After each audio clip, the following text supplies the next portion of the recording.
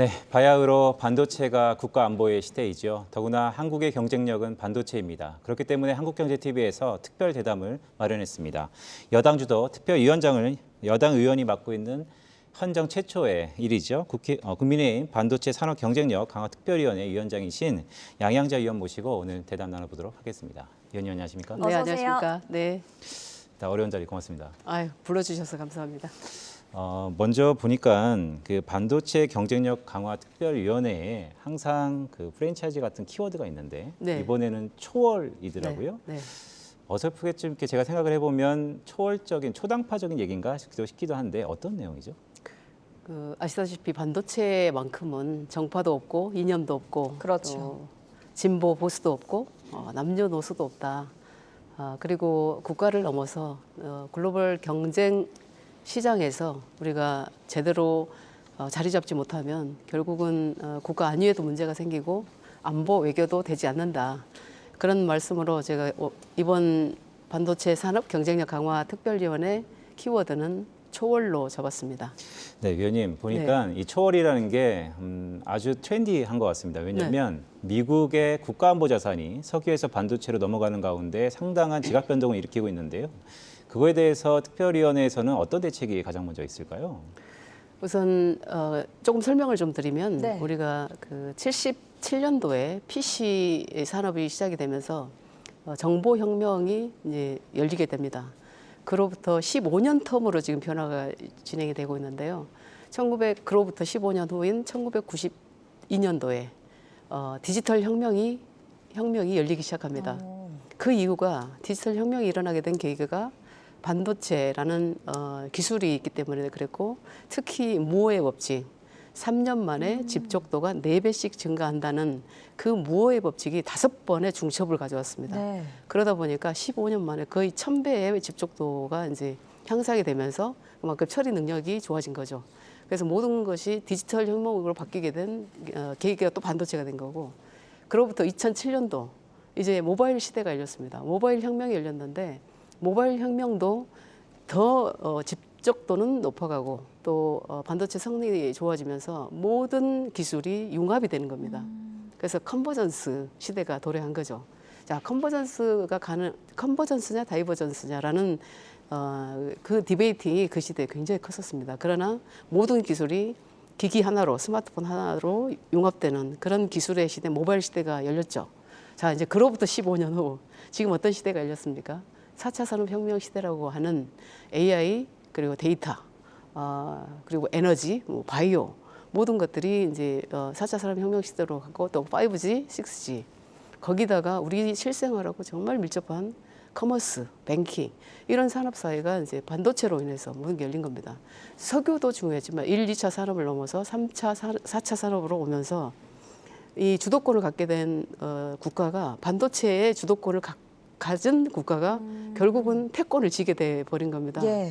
그렇죠. 그래서 이제 바이든 대통령도 처음 웨이퍼 들지 않았습니까? 웨이퍼 들었죠. 네. 몇 인치인 줄 아셔요? 모르겠습니다. 그 8인치 웨이퍼입니다. 네. 근데 첫 그 방문지로 삼성전자 평택 캠퍼스를 갔었죠.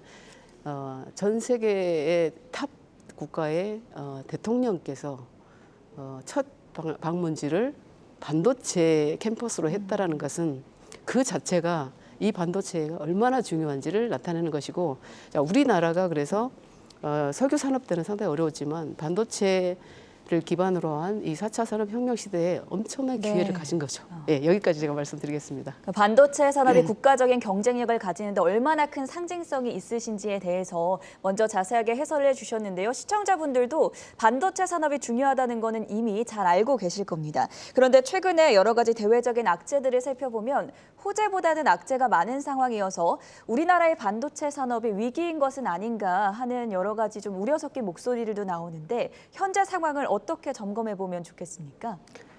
지금까지 제가 설명드렸던 것처럼 반도체를 기반으로 하는 산업의 팽창의 속도와 어떤 양이 어마어마합니다. 그런데 올해로 우리가 메모리 반도체 분야에서는 전 세계 1등한 지가 30년째입니다. 그런데 설명드렸던 것처럼 4차 산업혁명 시대의 어떤 산업의 패러다임은 시스템 반도체 영역으로 급격히 또 증가하고 있고 네. 제가 익스포넨셜리 증가한다 이런 말씀을 드리는데 그래서 우리 대한민국이 가지고 있는 메모리 반도체 기술만으로는 기술 패권 국가로 자리매김하기가 아직까지는 어렵다.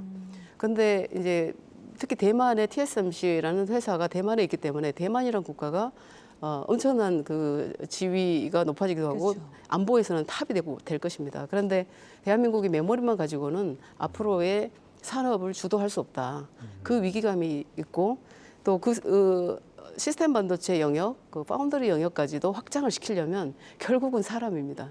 인재인데 정말 그 반도체 산업계에서 인재의 어떤 부족함을 이렇게 아우성친 지가 벌써 한 15년이 된 것 같습니다. 근데 대한민국이 아직까지도 이 반도체 중요성을 그렇게까지 깊이 있게 다루지 않고 인재 중요성에 대해서도 그렇게 강조하지 않았던 것 같아요. 네. 근데 올해 새 정부가 들어서면서 그래도 윤석열 대통령께서 일성으로 반도체 공부해라. 반도체 강조하셨죠. 인재 육성해라. 예. 이 말씀을 하셨기 때문에 그나마 정말 다행이라고 생각을 합니다. 네. 네, 말씀을 쭉 들어보니까 사실 우리 대담의 후미에서는 이 교육 관련돼서 좀 더 집중적으로 다뤄볼 텐데 상당히 교육 관련된 부분이 좀 중요한 것 같기도 합니다.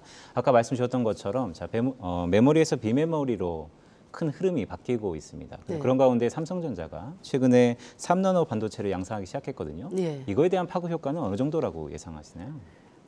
우선 그 기술 분야에서 선도적 기술을 발표한다라는 것은 그 하나만으로도 의미가 있죠. 예, 엄청난 이 기회 선점과 그 위너 텍스 올 아시죠? 네. 승자 독식 구조에 한 발짝 먼저 들어섰다.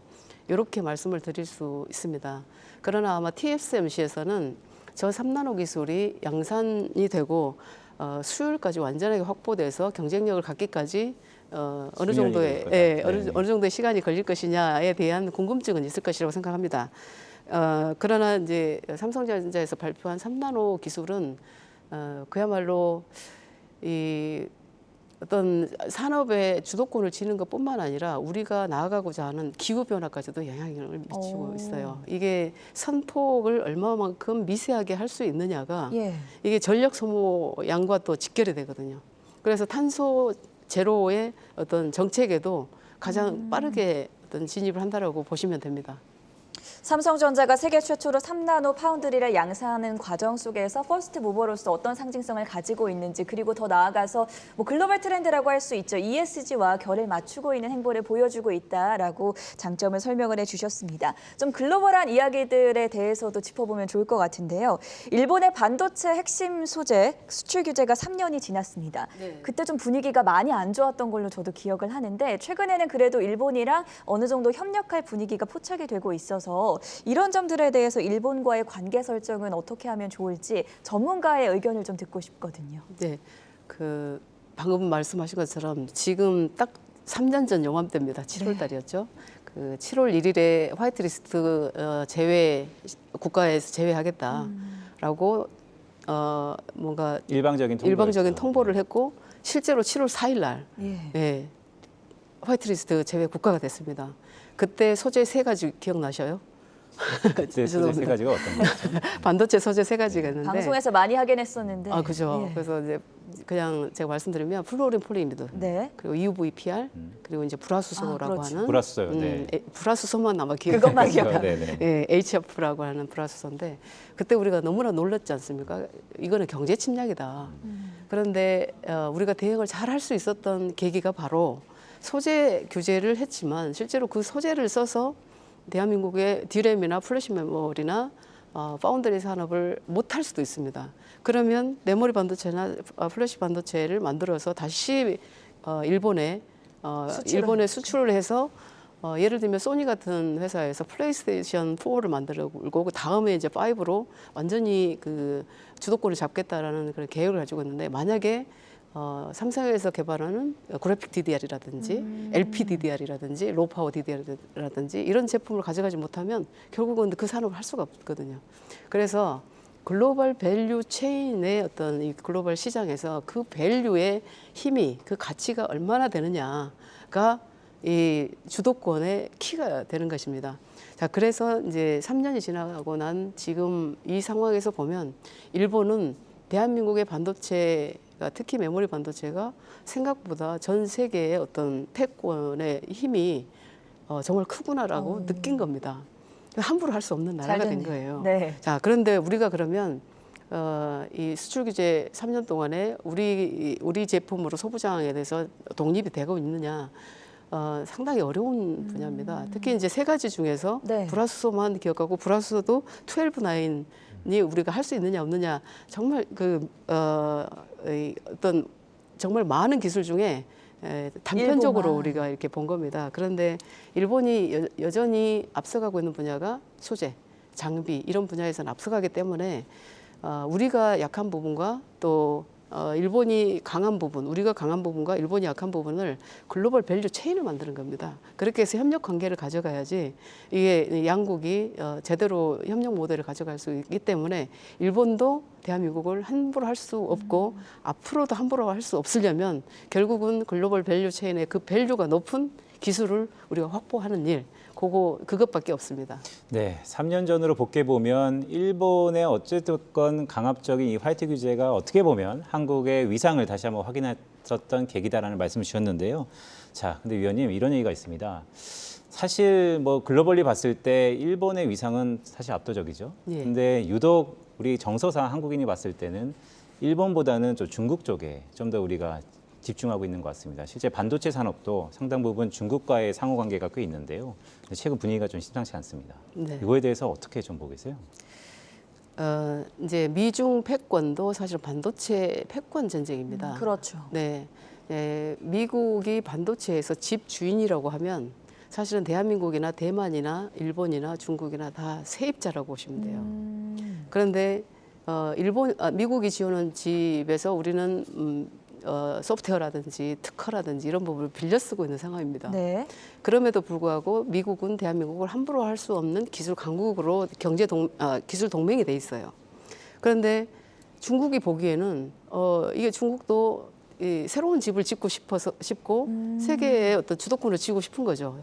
그러니까 이 강으로 가고 싶은 게 중국의 이제 어떤 욕망 아니겠습니까? 그런데 미국을 넘어설 수가 없는 거죠. 그래서 자꾸 이제 대한민국이 미국과의 너무 친미 정책이라든지 기술 동맹이 너무 강해지다 보면 상대적으로 중국이 약화되기 때문에 중국으로서는 굉장히 민감할 수밖에 없죠. 예. 그런데 우리의 입장에서 어떻게 해야 되느냐? 우리는 미국과 중국의 관계 설정에 있어서 미국은 확실한 기술 동맹, 전략적 동맹 관계 이렇게 가야 되고 중국은 같이 협력해야 되는 공생 관계로 가야 됩니다. 그래서 협력적 공생 관계. 그래서 전략적 동맹과 협력적 공생 관계를 유지하면서 양국 사이에서 대한민국의 입지를 확실하게 다져나가는 그런 게 필요하고요. 불필요하게 중국을 자극하거나 너무 이게 외부적으로 드러나는 친미 정책을 우리는 하고 있다. 이런 이야기는 해서는 저는 외교적으로 상당히 어렵다고 보고요. 결국은 이 모든 것의 주도권은 우리가 기술력을 얼마나 가지고 있느냐. 그리고 외교력에 있어서도 이 외교의 이 무기를 가지고 나가야 될 거 아닙니까? 그 무기가 기술인데 이 반도체 기술에서 얼마나 우리가 주도권을 쥐고 우리의 기술이 정말 패권이 되고 있느냐. 이 수준인 것 같습니다. 예. 네, 위원님 말씀 쭉 들어보니까 사실 이 복잡다변화한 외교도 사실 하나하나 이 실타래를 풀어보는 데 있어서 기술이 가장 우선시 될 것 같다라는 말씀을 주신 게 좀 고무적인 것 같은데요. 자, 이렇게 좀 질문을 드리겠습니다. 사실 위원님의 과거 행적을 보면 삼성그룹에서 임원도 하셨고 네. 그렇다면 지금 중국의 반도체 굴기라는 얘기가 있습니다. 아까도 잠깐 말씀 주셨지만 자, 전문가가 보셨을 때는 어떠세요? 중국이 미국을 못 따라잡는 가장 큰 이유는 뭡니까? 우선 모든 기술의 태동이 미국에서부터 시작이 되었기 때문에 우선 특허권만 해도 네. 우리가 특허 분쟁에서 이길 수가 없습니다. 전 세계 어떤 국가도 미국과 특허 분쟁에서 특허를 우위를 점할 수가 없다. 그런 상황에서 보면 중국도 자국의 어떤 그 마켓 시장으로만 봐도 반도체 기술만 있으면 어마어마한 글로벌 기업이 탄생할 수가 있거든요. 실제로 그 인터넷 소프트웨어 산업에서는 알리바바, 텐센트, JD.com 이런 회사들이 엄청나게 큰 이 성장을 성장했죠. 보이고 있죠. 그러다 보니까 미국은 굉장히 이제 위협적입니다. 미국도 물론 애플, 아마존, 예. MS, 메타 예. 뭐 엄청난 기업들이 같이 성장을 하지만 이게 중국에 따라오는 속도가 엄청나게 큰 겁니다. 그런데 이 따라오는 속도가 위협적이 되다 보면 무엇을 제재를 하면 되냐면 반도체를 제재를 하면 돼요. 네. 그래서 SMIC라고 하는 회사를 제재를 해서 화웨이를 무력화를 시키고 이런 일들을 하고 있고 이제 중국이 따라갈 수 있느냐 없느냐 이것은 특히 반도체 기술 같은 경우는 기술 기둥을 세우는 데만도 15년 이상이 걸립니다. 근데 중국이 아무리 이 반도체 굵기로 예산을 투여하고 인재 육성에 가더라도 이제 어렵다는 생각은 들지만 그래도 규모에 있어서 엄청난 인재에 대한 어떤 그 인재 육성을 해내면 그 따라오는 속도가 굉장히 그 인터벌이 짧아질 겁니다. 그래서 위협적으로 되겠지요. 근데 이제 그 미국 같은 경우도 자국에서 모든 기술을 다 할 수 없기 때문에 대만의 어떤 파운더리, 대한민국의 메모리 하면서 기술 동맹을 더 세게 이렇게 확실하게 가져가려고 할 겁니다. 근데 이제 중국 같은 경우가 대만을 침공할 수 없는 상황이 그 기술력이 있기 때문에 그러고 대한민국도 안보가 유지되고 있는 것도 어쩌면 우리가 가지고 있는 기술 때문에 그렇고 이제 보시면 알겠지만 우크라이나 전쟁을 우리가 반면 교사를 삼아야 되는데 만약에 우크라이나가 대만과 같이 대한민국 같이 기술의 어떤 한 축을 담당하고 있다. 그럼 과연 러시아가 침공을 감행했을까요? 전쟁은 없었다. 그렇죠. 그리고 러시아의 침공을 전 세계가 가만뒀을까요? 저는 그렇게 생각을 합니다. 그래서 이런 그 국가 간의 어떤 전쟁이나 국가 간의 경쟁에 있어서도 기술 우위에 있는 국가는 함부로 할 수 없다. 그래서 아마 이재용 부회장도 다시 나갔다 오면서 기술 이렇게 얘기를 했던 것 같습니다. 네, 위원님이 방금 이재용 부회장 말씀 주셨기 때문에 사실 저희가 주식경제 방송이다 보니까 네. 투자자분들이 가장 궁금해하는 건 또 이런 것 같습니다. 지금 삼성의 M&A 행보가 매우 빠릅니다. 그만큼 절박하다는 소리로 들을 수도 있는데요. 그런데 이게 합병 과정에서 주요 국가들의 어떻게 보면 동의가 좀 필요한 것 같습니다. 이건 기업 차를 넘어서 초월적으로 정부가 좀 나서야 될 것 같은데 네. 한편으로는 정부가 반도체의 중요성을 알매도 불구하고 삼성이라는 특혜에 대한 우려도 좀 있는 것 같습니다. 어떻게 해야 될까요? 네. 우선 잠깐 그 전에 질문에서 하나 좀 이렇게 첨언을 좀 드리면 이 반도체 산업은 두 가지 요인이 있어야 성공을 합니다. 네. 첫 번째 글로벌 시장이 있어야 되고요. 두 번째 그 글로벌 시장을 주도할 수 있느냐. 그 두 가지 요건에서 정해지는데 중국 같은 경우가 주도할 수 있는 어떤 리더십, 이제 사회주의 국가이기 때문에 이 발빠른 투자라든지 그 기술을 주도할 수 있는 과감한 결단이나 이런 것들이 좀 덜 못 미치지 않나 이런 요인도 있다고 말씀드리고 방금 말씀하신 이 M&A 행보에 있어서 국가가 나서야 되는 것 아니냐라는 말씀을 이제 질문을 주셨는데 어떤 한 국가의 기술을 M&A 하고자 한다면 만약에 그 기술이 암 같은 경우도 그렇죠. 그 기술이 그 국가의 패권이다. 이게 글로벌 어떤 경쟁 상황에서 우리가 이 기술로 안보와 국방과 외교를 좌지우지하는 기술이다. 그러면 팔겠습니까? 생명권 같은 거니까 그렇죠. 못 파는 못 거죠. 팝니다. 그리고 대한민국도 메모리 반도체를 어디다 팔겠습니까? 네, 대만이 그 회사를 팔겠습니까? 그건 안 되고 어떤 국가에 이 기술을 살 수 있는 것은 그것이 없어도 그 상대국이 어떤 안보에 문제가 없었을 때 가능하다라고 우선 보여지고요. 그리고 어떤 기술을 사려면은 국가 대 국가로 이제 외교가 이루어져야 되고 또 어떤 이 분석이라든지 앞으로의 어떤 산업의 패러다임이라든지 이랬을 때 함께 동맹으로 기술 동맹으로 갈 수 있을 때 서로의 윈윈에 의해서 이게 M&A가 되지 또 돈이 있어서 예산이 있어서 살 수 있고 그런 문제는 아니라고 보여집니다. 글로벌 시장에서 확실하게 수요가 있어야 되고 그곳에서 주도를 할 수 있는가를 가장 중요하게 봐야 된다. 과학기술이 패권 국가로서 나아가는 길목에 가장 중요한 위치에 서 있다는 점을 계속 강조를 해주시고 저희도 마음에 새길 필요가 있겠습니다.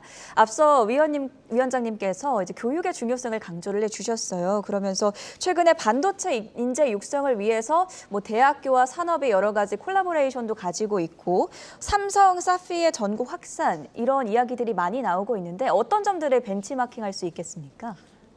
올해 새 정부가 들어서면서 네. 키워드가 디지털 정부, 디지털 이게 플랫폼 정부와 또 반도체 육성이더라고요. 이제 그 두 가지 모두가 꼭 우리가 해야 될 일인데 인재 육성도 그래서 그 방향으로 갈 수밖에 없습니다. 과거 우리가 1970년대로 60년대로 돌아가 보면 이 경북대학교의 전자과 그 엄청나게 육성을 했습니다. 그는 이제 구미전자단지가 있었고요. 그다음에 부산대학교의 기계과, 그 기계과는 부산의 항만기술의 어떤 인력을 다 수급할 수 있었었고, 그리고 전남대학교 화공과, 화학과, 이 전남 여천단지와 또 예. 밀접한 관계가 있었고, 그리고 그때 만들어진 카이스트, 포항우대, 각종 과기원들, 그리고 서울대학교의 뭐 전자과 이런 육성, 그러니까 집중 육성하는 프로그램을 국가가 이제 그랜드 플랜을 한 겁니다. 근데 그 힘으로 지금 반도체 기술도 그 인재 육성의 힘으로 30년간 1등하게 된 그런 밑바탕의 힘이 됐는데 지금 이 시점에서 보면 우리가 이 인재의 부족이 어떤 한 분야가 아니고 이게 반도체를 기반으로 하는 모든 분야, 아까 말씀드렸던 모빌리티 쪽, 에너지 쪽, 바이오도 마찬가지고 모든 쪽이 다 인재가 부족한 상황이고 특히 소프트웨어 인력은 더더욱 부족한 데다가 또 플랫폼 사업이 또 확장되다 보니까 4차 산업혁명 시대에 플랫폼 이게 시장이 커지다 보니까 모든 이공계 인력도 그쪽으로 쏠림 현상이 있습니다. 그래서 이 소프트웨어 인력도 필요하고 그 기초과학이나 반도체 산업을 육성시킬 수 있는 이제 인재도 필요한데 그러면 당장 어떻게 해야 되느냐. 그래서 제가 지금 사피에서 삼성에서 사피라는 그런 프로그램으로 문과생들도 6개월간의 어떤 소프트웨어 교육을 시켜서 그러면 갈 수 있는 일자리가 엄청나게 그렇죠. 많거든요. 네. 그래서 그런 부분을 지자체 또는 각 학교에다가도 다 그 모델을 이제 확장을 시키고 그런데 이제 가르칠 사람이 문제입니다. 그런 교수의 문제는 이미 그 산업에서 어떤 나왔던 그 인력들, 전문 인력들. 고급 인력들 예. 다 유출되고 있거든요. 지금 외국으로. 특히 반도체 인력 같은 경우도. 그래서 그런 모델을 빨리 확장을 시켜야 되고 여전히 반도체 관련해서는 기초과학 부분, 물리, 화학, 광학, 뭐 유기화학 이런 부분의 교육은 그대로 해야 되는데 이공계 기피 현상이 있지 않습니까? 그런데 이걸 푸는 것은 이공계를 전공을 해서 내가 어떤 인류 사회에 이바지하면서 나의 어떤 가치를 실현하면서 살 수 있는 스타들이 많이 나와야 된다고 생각합니다. 그래서 모두가 다 의대로만 쏠렸던 그런 인재의 방향을 우리 이제 이공계 쪽으로 어떤 유인하기 위해서는 결국은 국가가 나서서 지원을 하는 수밖에 없습니다. 그렇죠. 그래서 국가적 차원에서 교육은 수도권 쏠림이나 이런 게 없이 균형 발전 차원에서도 국가적 차원에서 그랜드 플랜을 하고 거기서 로드맵에 따라서 인재 육성 방안이 나와야 된다고 생각하고 그것을 우리 반도체 산업 경쟁력 강화 특유에서 중점적으로 하고 있습니다. 네, 위원님 말씀을 이렇게 쭉 들어보니까 사실 가는 방향성에 대해서는 적극 공감하고 또 그렇게 돼야 될 것 같습니다. 또한 말씀 중에서 한국도 스타가 나와야 된다. 네. 잡스나 주크버그처럼 스타가 나와야지 열광한다라는 네. 것은 매우 좋은 전략인 것 같은데요. 조금 민감한 질문을 좀 드리겠습니다. 사실 어떻게가 좀 중요한 것 같습니다. 네. 이 어떻게에 대해서는 여러 가지 의견이 있을 거라고 저도 보고 있고요.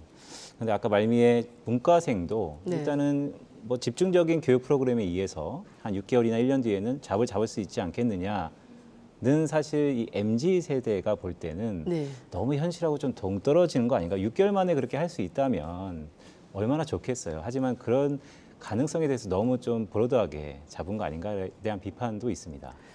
우선 저는 그렇게 생각합니다. 기회는 정부가 어떤 정부 차원에서 기회를 열어주고 거기에 그 기회를 잡고 자기가 실현할 수 있는 그런 수준은 본인이 결정을 한다고 생각합니다. 그러나 기회조차 없으면 어떤 스타가 되기 위한 길조차가 없으면 안 되기 때문에 저는 저의 모델을 이렇게 보편화시키는 일에 또 네. 해야 된다고 생각하는데 제가 특성화고등학교 실업계 고등학교 출신 아닙니까? 그래도 주산부기 타자밖에 못했는데 반도체 전문가로 커올 수 있었던 데는 그래도 삼성전자 기술대학이라고 하는 현장에 어떤 대학이 있었었고 거기서 공부를 할 수 있었던 그런 문이 열려 있었기 네. 때문에 가능했고 나처럼 이렇게 죽도록 노력하라고는 얘기 안 하지만 그래도 공평한 기회는 열어줘야 된다 이런 말씀을 드리면서 또 그만큼 어떤 깊이 있는 기술을 가지고 있으면 글로벌 시장에서 어떤 대우나 이런 것들은 글로벌 스탠다드로 봤거든요. 그래서 이 잡 시큐리티라고 우리가 얘기를 하는데 예. 그만큼 전문성이 자기가 얼마나 가지고 있느냐. 그러면 국내뿐만 아니라 전 세계적으로도 그런 인력들은 뽑아가려고 혈안이 될 거거든요. 그래서 그런 인재들을 만들고 그 인재들이 대한민국의 어떤 역량으로 쓰여지는 그런 프로그램을 제대로 만들어야 되겠죠. 네. 사실 전문 인력을 육성하는 것도 굉장히 중요하지만 저도 문과를 나왔거든요. 네. 근데 앞으로 진짜 뭐 4차 산업혁명 시대다, 반도체 기술이 중요하다 잘 알면서도 반도체 리터러시에 대한 개념이 부족하다 보니까 약간의 그 정보와 그 공부를 통해서라도 이런 리터러시 개념을 가지고 가면 훨씬 더 이해도 쉽고 또 우리나라가 국가 기술로서 반도체를 육성하는 데 큰 도움이 되지 않을까 하는 생각이 들어서 좀 저도 한번 관심을 예. 가져보면 좋을 것 같습니다. 문과생들도 반도체를 공부하기 쉽게 하는 컨텐츠라든지 또 유튜브를 통해서 영상으로 빠르게 배울 수 있는 그런 프로그램을 만든다든지 그런 정책들을 좀 앞으로 빠르게 펴나가야 된다고 생각을 합니다. 네, 위원님 마지막 질문을 좀 드려야 될 것 같습니다. 어느덧 시간이 이렇게 훌쩍 갔네요. 사실 정책을 펴는 사람들에게 가장 중요한 것은 공감 능력인 것 같습니다. 그런 의미에서 오늘 짧은 시간이었지만 위원님이 살아왔던 과정이 상당 부분 공감을 일으킬 수 있다라고 봅니다. 그런 의미에서 상당히 반도체 특위 위원장께서 한 말씀 하시죠. 네. 제가 이제 반도체 산업 경쟁력 강화 특별위원회를 어떻게 맡을 수 있느냐 이렇게 말씀들 하셨는데 저는 늘 새로운 길을 우리가 열기 위해서는 새로운 생각으로 새로운 접근 방식으로 새로운 길을 열어야 된다고 생각을 하고요. 이 반도체는 정파와의 싸움이 아니고 또 정파 내부의 싸움은 더더군다나 아니고 우리가 싸워야 할 대상은 글로벌 시장의 경쟁 국가들 미국, 중국, 대만 이런 국가들과 경쟁해서 이 우위를 차지하기 위한 그런 노력을 해야 된다고 생각합니다. 그래서 앞으로 저는 이 정파와 관계없이 반도체 산업 경쟁력을 위해서 앞으로도 열심히 매진하도록 하겠습니다. 예, 반도체 특위위원장으로서 말씀해 주신 대로 여야와 그리고 이념을 초월해서 앞으로 국가적인 반도체 인재를 키우는 데 계속 힘써 주시기를 바라면서 그런 기대를 가져보면서 오늘 말씀은 여기서 마무리해 보도록 하겠습니다. 지금까지 양향자 반도체 특위위원장과 함께했습니다. 대단히 고맙습니다. 네, 감사합니다.